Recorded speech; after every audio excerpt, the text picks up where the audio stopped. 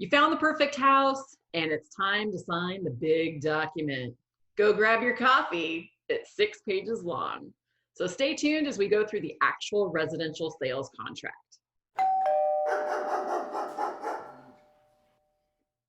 Hi, everybody. My name is Stacy Hesser, and I'm a licensed realtor here in the state of Oklahoma, serving the southern portion of the state all along the I-35 corridor. So you finally found the perfect house. We're all super excited, but we have some stuff to do in order to make that offer. We've already gone through some other documents, 6 of them to be exact, and now we're going to be getting into the big one. It's the actual residential sales contract, and this is the contract that will actually be making the offer. It's going to state several vital items about what our offer is, and let's just get into it. So, reader time. Okay, let's do my little screen share. Share. So again, we're going to the Oklahoma Real Estate Commission's website. This is a public website. You'll be able to search for this. And over here is, of course, the contract forms and related addenda. And we are going right on top is the residential sales contract. We already went through this first form. Like I said, we're all about a little bit of redundancy just to make sure we're not missing any vital documents. But again, this is the acknowledgement and confirmation of disclosure. So here it is. So talking on here, let me move my little picture so we're kind of not really blocking things.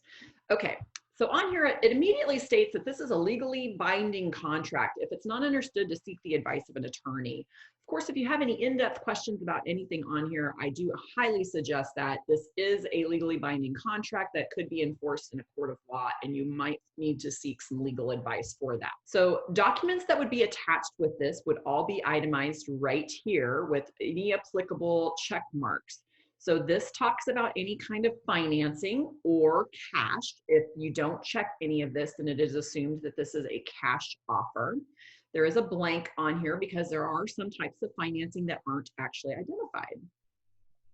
Over here, you do talk about whether or not you're going to have a contingency of sale. Maybe you have a house that you need to sell before you can actually purchase another house. You would be checking one of these boxes, whether it's currently under contract or not under contract. You might be in a homeowners association or a condominium association. Those are also things that you would have to be aware of and would need to be part of this contract. So the parties would be, of course, the seller and the buyer. This language all talks about what it means to sign the document, and also that the document can be electronically signed. So we finally have legislation in place that we can accept electronic signatures.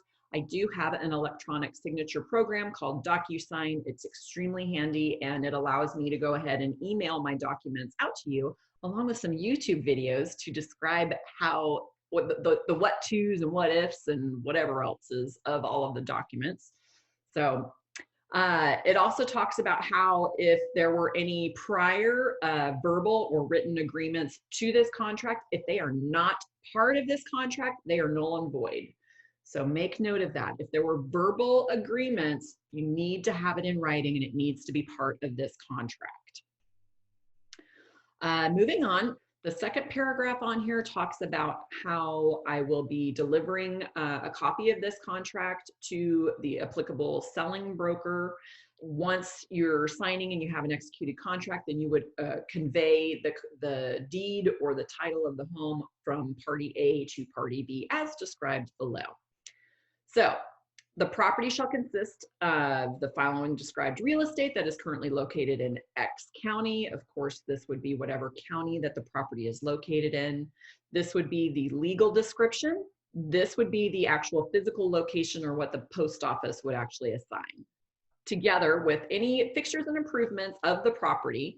Fixtures being things, people don't necessarily realize this, but fixtures are things that are actually attached to the house. So this is a really important note right here. You are transferring things, including mineral rights. So if the mineral rights are not being reserved, then the mineral rights are automatically transferred as part of this contract.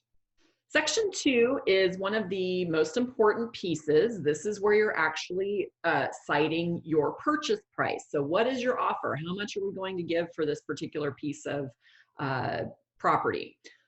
So when I work with my buyers, I'm very specific to make sure that they are looking at this field in particular. We would be citing earnest money, how much earnest money we would be putting up, and then we would also be citing where that earnest money would be held. Earnest money can either be held with a title company or with a trust account held by a broker. This one, paragraph 3, talks about the actual closing date. Again, this is another item I like my buyers to be aware of. The closing date is typically, in a normal world, about 30 days, can be 45 days, depending on what kind of financing you're getting. And if you're having a cash offer, it could be anywhere from 2 to 3 weeks. Possession shall be transferred upon conclusion of the closing process unless otherwise provided below. I always like to say at funding. All right. So in addition to costs and expenses otherwise required to be paid in accordance with the terms of the contract, the buyer shall pay their own closing fees, their own recording fees, and any other expenses that are being incurred or required by the buyer. The seller shall pay for any doc stamps. That is an item, it's a government fee to actually transfer the documents from party A to party B. They would also be required to pay for their own closing fees, their own recording fees, and any other expenses that are required from the seller. The funds from the buyer and seller at closing shall be cash, cashier's check, wire transfer, or other form of funding as deemed appropriate by the title company. The most preferred method is, in my opinion, is a cashier's check. Some title companies will allow you to do wire transfers. Something I really, really want to emphasize, though, there has been a lot of wire transfer fraud happening in the real estate world. So if you do ever get a request to wire money to someone, be sure you check with your real estate agent first, just to verify that it is a valid request for a wire transfer. Do not ever wire money to someone without checking with your agent first. So I actually have you sign a document about that, because it has just become such a rampant problem and people have just lost a ton of money. It's a scary thing. I mean, bad people are going to do bad things. Okay. But anyways, the monies would be required to be paid at closing. So whatever our closing date is that the title company has told us we're going to be closing, that would be the time to actually bring in your cashier's check or wire transfer or whatever. Number 4 talks about the accessories, equipment, and systems that are all going to be sold with the house.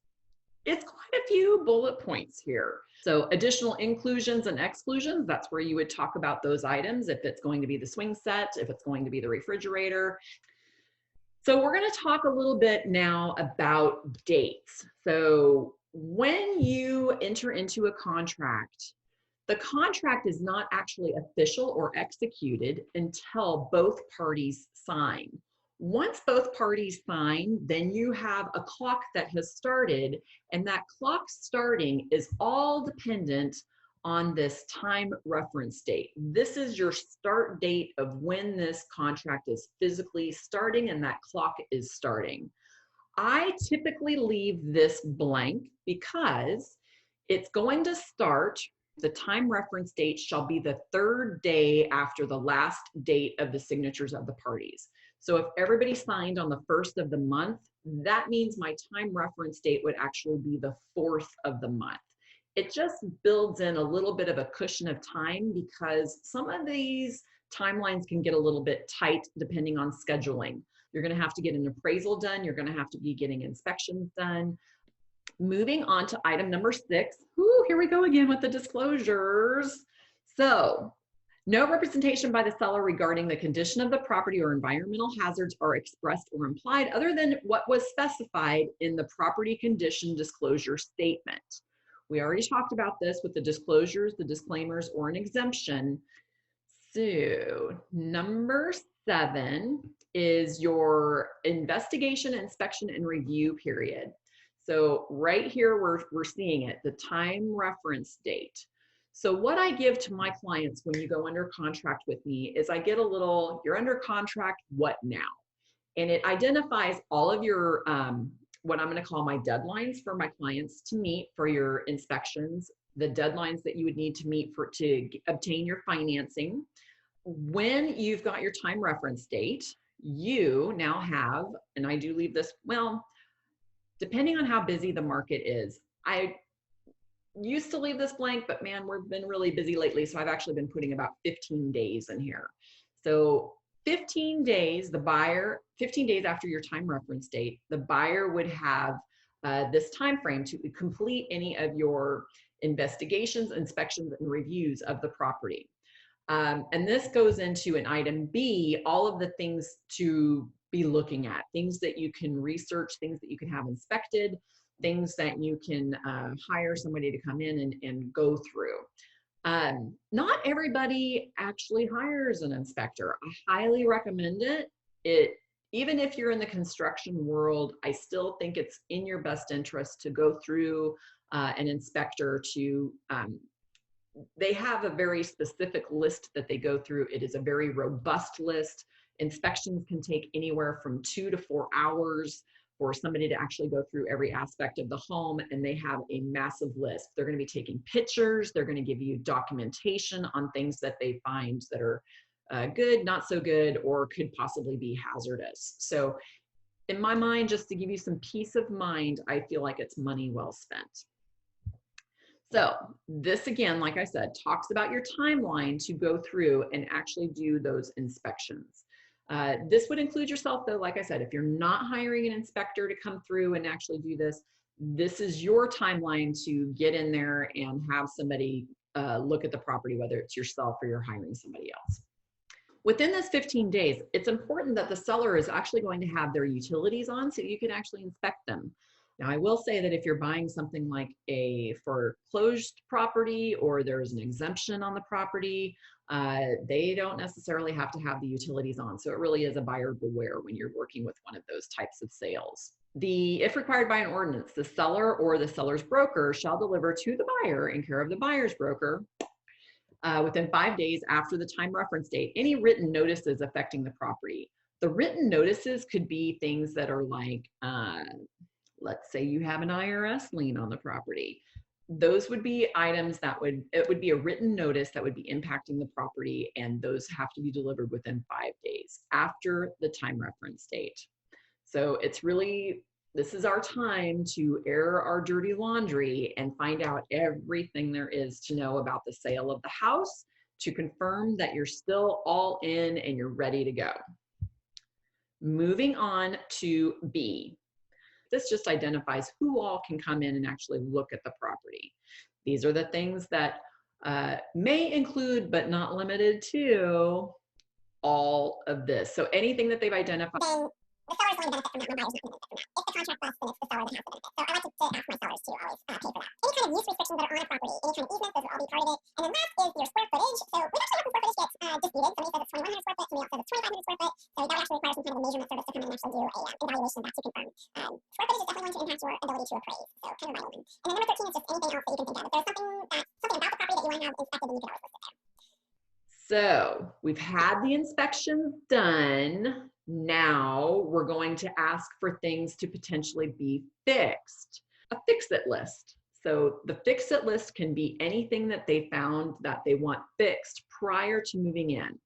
Something I really want to point out.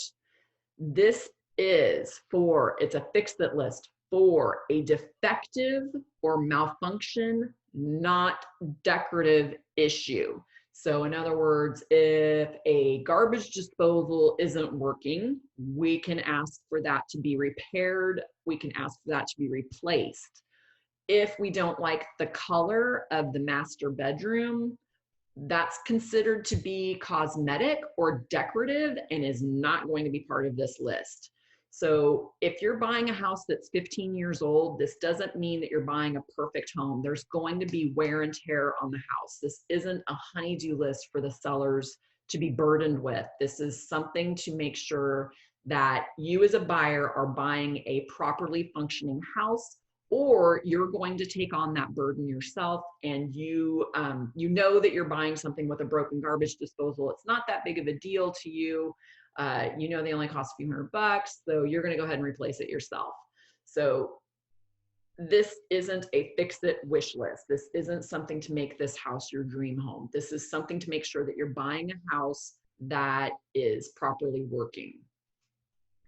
That's my soapbox. Okay, so this gets into how long you now have to do, how long the seller actually has to complete the list. So in section B, 2B, we're talking about what all we want to have fixed. So we've had the investigation, we've had our inspector go out there, we have a list of things that we're concerned about. So we're going to go back to the seller and we're going to ask them, hey, these are our 3 to 5 items that we really want to have you fix before we purchase this house. We have time frames again around that. So the buyer and seller shall have 7 days, I do leave this one blank, after the seller or seller's broker has received a completed TRR form to negotiate the TRR items. So we're going to create our list. We're going to give it to the seller. The seller now has 7 days to go through this and say, yeah, I like this one. I understand this one. I know I should have fixed this beforehand. Let's get all this stuff done and we're going to move forward. Ideal world, ideal situation. You can also have a seller say, nope, I'm not wanting to do any of that. And now you're going to go into a little bit of a back and forth process of negotiation, going back and forth on whether or not we're going to have some things fixed or not fixed, and whether or not the buyer wants to actually move forward or not move forward with the sale. That's what all of this talks about. So once you have gone through the 7-day, we've completed the TRR form, we're negotiating the items. Unless a written agreement is reached, the seller shall either complete all of the TRR items prior to the close date. If it is not reached, then the contract would be terminating and the earnest money would be going back to the buyer. So we basically have 7 days to come to an agreement on what it is that we're going to have repaired and whether or not the buyer really wants to continue to move forward with the house if we've decided to do the TRR list. So this is usually where I say, any questions on this part? Because this one's kind of a doozy, but if you have questions, please feel free to put them in the comments below. Moving into item D, we're going to be talking about the expiration of the buyer's right to cancel the contract.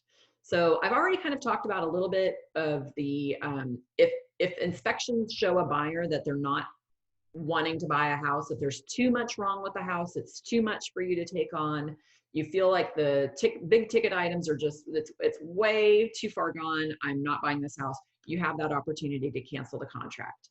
If you and the seller are going back and forth about what items want to be fixed in the house and you can't reach an agreement, that is an opportunity to cancel out of the contract. So this is now going to be talking about what, when you're waiving that right. You didn't do things, you now no longer have that opportunity, you no longer have the right to cancel the contract. So if you fail to have your inspections done, you're buying a house.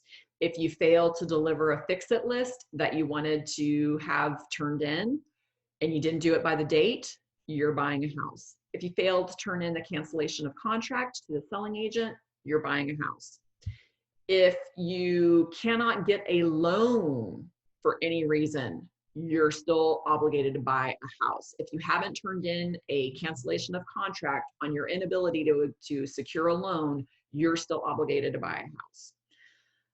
And then the last one here is if there's any kind of a dispute on the square footage, you're still buying a house. If you haven't gone through and had those inspections done as identified here in paragraph 7B, then you're still on the hook to buy a house. So let's talk about item E, the inspection of the treatment, repairs, and replacements, and then a final walkthrough. So you as the buyer and seller, you agreed to this fix-it list, and the seller has gone out and they've done all of the repairs. You as the buyer have the opportunity to re-inspect the home to make sure that the repairs were done. So you also have the opportunity to go back through and do a final walkthrough.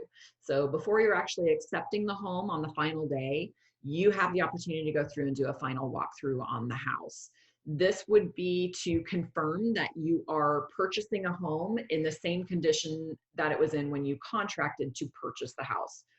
8, oh yeah, here's another one. Here's another doozy, risk of loss.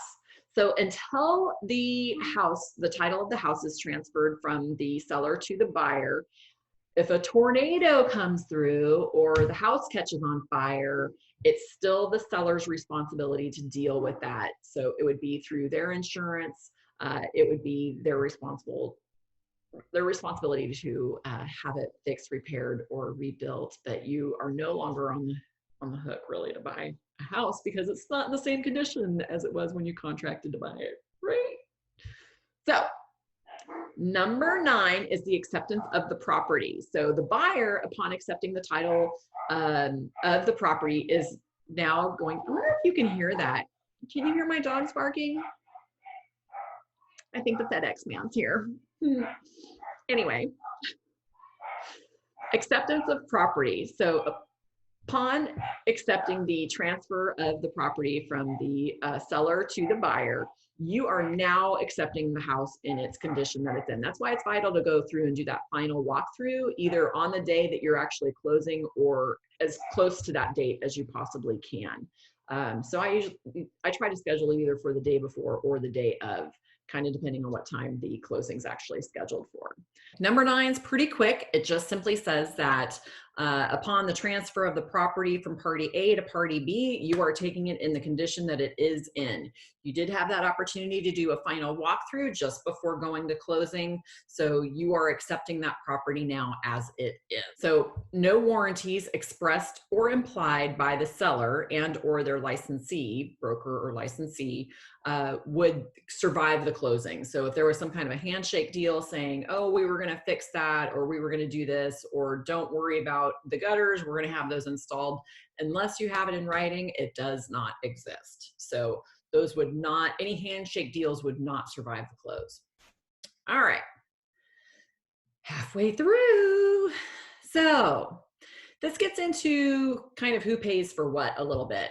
So at the buyer's expense, you can either get a commitment for a title insurance policy, or you can just have an attorney's title opinion done. Usually if you're going through a lender, you're going to have to get a commitment for issuance of title insurance policy. If you're just looking to do this as a cash deal, you can save yourself just a little bit of money and go with just an attorney's title opinion.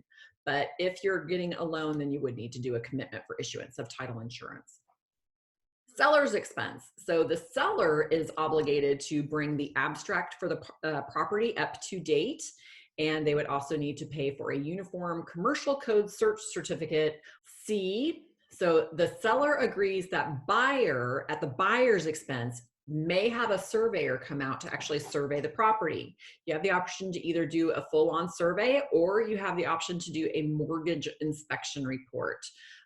Most of the time, if you're purchasing something in town, a mortgage inspection report is all that's required. There are instances, though, if you're buying something with acreage, that a lender may actually require you to get a survey. D, so title evidence. Title evidence is going to reveal to you if there's any special things about the house. So any special things that are going to transpire in regard to the sale of the property. You have an opportunity to look through all of that. You might find out that there's an IRS lien on the house and you don't want it. This is your opportunity again to get out of it. Once you receive the title evidence from the title company, you then have 10 days to go through it and review it and make any objections or make sure that there are things that actually get cleared on the title. You would be agreeing to accept the title with regard to the utility easements that are on the property, the building and use restrictions that are on record for the property, any setbacks and building lines, any zoning regulations, any reserved or severed mineral rights. Those would not be considered to be objections to the title. Those are things that you would have already been aware of and you would be accepting this as is. Okay, E, seller to correct issues with the title if they're applicable, and there may be a possible closing delay as a result.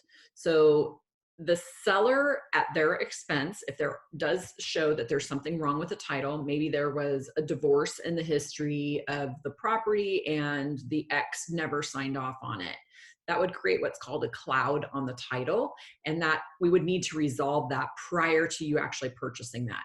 That would be something that the seller would have to resolve though, and it would be at their expense to do so, and there is a timeline in regard to that. So typically they have 30 days to resolve it. So we're going to be coming up on our close date. Unfortunately, title issues can take a lot of time. So that's why this time frame is so long, 30 days if left blank. Okay, so in the event seller cures the buyer's objection prior to the delayed closing date, buyer and seller to agree within close within 5 days then of that cured date. So once you've got this 30-day period to resolve the issues that are going on with the title, after it's resolved, you then have 5 days to do the close. Again, that's going to be a little bit subjected to the schedule of the title company. And if the title company can't get you in, then you may need to extend that. Upon closing, any existing abstract of title owned by the seller would then become the property of the buyer. So of course, with the transfer of the deed, the abstract is going along with that. Getting into number 11, taxes, assessments, and prorations. This is the fun stuff, I know. So ad valorem taxes, fancy words for property tax. So the property taxes that are paid on a house are actually paid in arrears. So what happens when you purchase your house, let's say you're in September of the year, the property taxes have not come due yet. They're not going to come due until January of the following year. So what happens to the tax year that we're currently in? You've got taxes due from January to September, and then you've got taxes due from October to the end of the year. So this all comes out at the settlement of the closing statement. So the seller would be responsible to pay for any taxes from January to September, and then the buyer would then be responsible to pay for taxes from October to December. The way that that is resolved is in January, the new buyer is going to be responsible for the entire year, but at closing at the end of September, beginning of October, you are actually going to receive a credit for that time that the seller actually owned the property. So they're paying you in advance for the time that they owned the house, and then you are going to receive a bill for the full period. So you might freak out. You might say, oh my God, I'm getting taxed for the entire year and I haven't lived here but 3 months. And then I'll have to remind you on your settlement statement, you received a credit for that other period of time for those 9 months. So that's what they talk about in item A. B talks about, again, what the seller is responsible to pay. They're responsible to pay for any dock stamps, any utility bills, any taxes other than the ad valorem taxes, any taxes that would create a lien against the property, any labor, materials, or other expenses that were related to the property prior to close.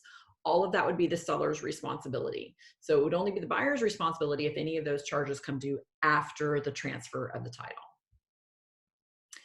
C, at closing, all leases, if any, shall be assigned to the buyer, and any security deposits would be transferred also to the buyer. Any prepaid rent and lease payments would be prorated to the date of the closing. So again, if you're purchasing a property that's already being rented out to somebody else, you would just be taking that over as a buyer. D, any membership and meters. This is actually very important in our area. We do have water meters here in the Southern Oklahoma area, and they can become a really big deal. But those meters that you're purchasing with the home go with the home. That the seller cannot take that meter with them. It's required to stay with the house. So again, any memberships and meters in the utility districts included but not limited to water, sewer, ambulance, fire, garbage, those would all be transferred at no cost to the buyer at the close. Page number 5. E, if the property is subject to a mandatory homeowners association, any dues and assessments would of course be due. Again, same as the ad valorem taxes, the property taxes, same situation. So the seller would be responsible to pay for any homeowner dues up to the time of the transfer of deed. You would just pick up from there on. F, All government and municipal special assessments against the property, of course, not including a homeowners association, would be paid in full by the seller at closing. So again, any assessments that were incurred on the property prior to the transfer of the deed, then those would all be the seller's responsibility. All right, so that's the dry stuff. 12 talks about a residential service agreement. I don't know why it's called this. That is code word for home warranty. Home warranty. I've never heard anybody ever call it a residential service agreement, but whatever. So your options here, this of course is the buyer coming forth and putting together an offer to the seller. So they would either say that they don't want to have a home warranty. The seller might actually have a home warranty on the property already. That can be a selling perk, and that home warranty would then transfer over to the new buyer. Or we can have the buyers going to request that the seller actually purchases a home warranty for X amount of dollars, and it would be listed here. So you would either check, of course, A, B, or C. 13, additional provisions. This again is where you're going to ask for anything extra. 14, mediation. So there are steps if for some reason the sale of the house is not going to go through. So those steps start with mediation. So any dispute arising with the respect of the contract would be first submitted to some kind of a dispute resolution mediation system, and you would go through mediation and hopefully try to come up with something to resolve. So 15 starts talking about breach and failure to close. Upon breach of the seller, if the buyer performs all of the obligations of the buyer and the seller fails to convey the title for whatever reason, they're saying, nope, we're not selling the house, then the buyer would be entitled to either cancel the contract and return the abstract back to the seller. You actually wouldn't have it at that time. That would still be at the title company, and then receive a refund of your earnest money. Or you could pursue any other remedy in order to force the sale to go through. B gets into breach by the buyer. So the first half of this paragraph talks about the buyer's obligation to turn in earnest money. My dog's in here with me. The buyer's obligation to turn in earnest money. If they don't turn in the earnest money within the time allotted, then the seller could cancel or terminate the contract. They could pursue another remedy available by law, or they could enter into an agreement to actually extend the time that the earnest money should be deposited.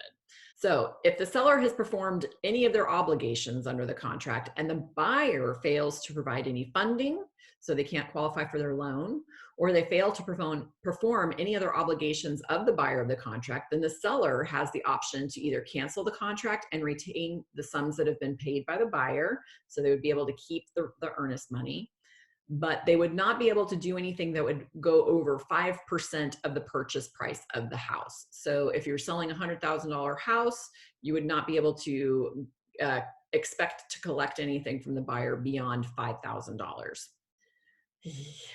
And then we went from the dry stuff to the stuff, right? Okay, 16, incurred expenses and release of the earnest money. So incurred expenses, buyer and seller agree that any expenses incurred on their behalf would be paid for by the party that is incurring those expenses and would not be part of the earnest money. So if the buyer's wanting to have inspections done and they paid, I don't know, $500 in earnest money, they can't expect that those inspections would be coming out of that $500 in earnest money. This would be something that would need to be paid for in addition to that. B, the release of the earnest money. So if a dispute comes up and the earnest money needs to be released, currently it's being held in escrow, but it needs to be released, then these are the things that would need to happen in order to release the earnest money to a party. So you would either need to have a written release with the buyer and seller agreeing with how the money is going to be dispersed. You can have, like I said, step one was going through mediation. So you can have a mediator agreement going through and stating again how the earnest money is going to be dispersed. Interbleader is just small claims court. So you could actually go to small claims court to file a lawsuit, and then the earnest money would then be determined on how it was going to be dispersed based on that. Or After 30 days from the final termination of the contract, if items number 1, 2, or 3 have not been exercised, so if they didn't do anything at all, then the broker escrow holder at the broker's discretion may disperse the earnest money. 17, delivery of acceptance of offer or counter offers. So the buyer and seller authorize their respective brokers, me as the buyer's agent, to receive delivery of an accepted offer or counter offer. So I would be the one that's going to be running in between the two of us. So let's say we go ahead and we put in our offer and they didn't love it. They liked it. They didn't love it. They had some things about it they want to tweak. They're going to go ahead and do a counter offer on that. I would be the one to receive that counter offer, and it would be in writing. And then I would relay that back to you as the buyer. 18 talks about a non-foreign seller. So the seller represents at the time of the acceptance of the property and the time of closing that they are not a foreign person. And this just gets into all the legalese about that. 19. Oh my God, we're done. We're almost done. We're almost done. So termination of the offer. So we've done all of our stuff. We're ready to present. We don't want this contract to just be hanging out there. A contract kind of basically needs to have a start and a stop date, right? So this just talks about how long it is that we're going to let this seller sit on this offer before it cancels. Once we present our offer, the seller may not like it at all. And if so, then they would go ahead and they would reject the offer and they would sign here and here as a rejection. Otherwise, once you've completed it as the buyer, you're going to sign and date, all right in here. If the seller accepts your offer, then they're going to sign and date. So once the seller has accepted it, you now have an executed contract, and that's going to start that time reference date that we talked about way in the beginning. I would be filling out this bottom portion here. This is just all of my information. This is the information also of the listing agent. And we're done. We are done. So what do you guys think? Just stick with me through all of that. I'm really sorry. I know it's a lot. It's just a lot, but it's vital that you understand what it is and what you're signing off on and know what your rights are. If you have any questions or comments, please feel free to put them below. I would check on them all the time. I'd love to hear from you guys. And anyways, if you like this, please subscribe and share with a friend. I know everybody wants to hear about contracts, right? I mean, who doesn't? Let's go buy a house. Thanks, you guys. I hope you have a good one. Bye. Where's my, there you are. Couldn't find my cursor.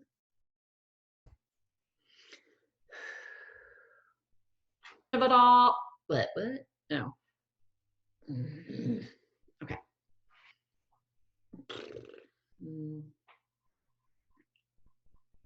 I open all along. Oh, God dang it. Okay. That's so horrible. I'm really sorry. I'm deleting that. Okay. So why do I do this? And oh, a little trucker is coming to say hello. Hello. Hello. Come here. Come here. Oh. Say hello. Say hello to my little friend. Yes, yes, yes. Ooh. My work buddy. Oh, I know. My other work buddy. Yes. Now they both got to come visit. No. Hi, buddy. Hi, buddy.